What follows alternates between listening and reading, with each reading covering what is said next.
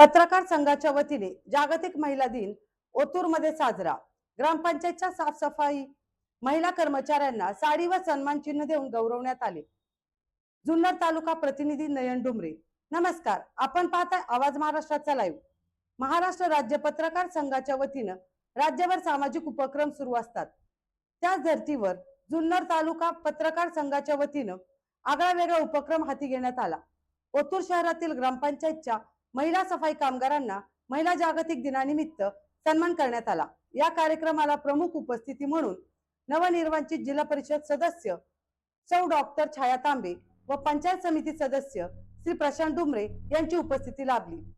या महिलांचा सन्मान राज्य पत्रकार संघाचे सरचिटणीस तसेच दैनिक समर्थ गावकरीचे संपादक डॉक्टर विश्वासराव आरोटे यांच्या हस्ते साडी व सन्मान चिन्ह देऊन करण्यात आला।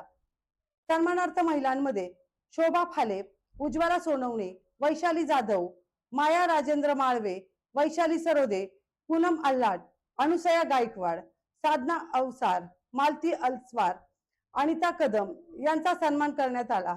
त्याचबरोबर नवनिर्वाचित सदस्य डॉक्टर छाया तांबे महाराष्ट्र राज्य नागरिक पत्रकार संघाच्या वतीने यांचाही सन्मान करण्यात आला।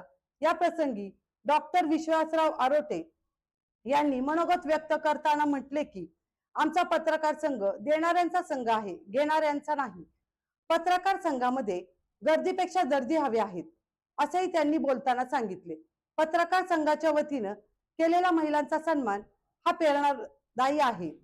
यावेळी पत्रकार संघाचे पश्चिम महाराष्ट्र संपर्क प्रमुख सुभाष डोके, ज्येष्ठ पत्रकार दादा रोकटे, माजी तालुका अध्यक्ष राजेश डोके, नवनिर्वाचित तालुका अध्यक्ष नयन डुमरे, संपर्क प्रमुख रवी गजे, विकास घडगे, सुदर्शन मंडले, शौनत शेख, किरण पानसरे, वैभव सस्ते, रंजना घोलप, प्रवीण कर्डिले आदी पत्रकार उपस्थित होते।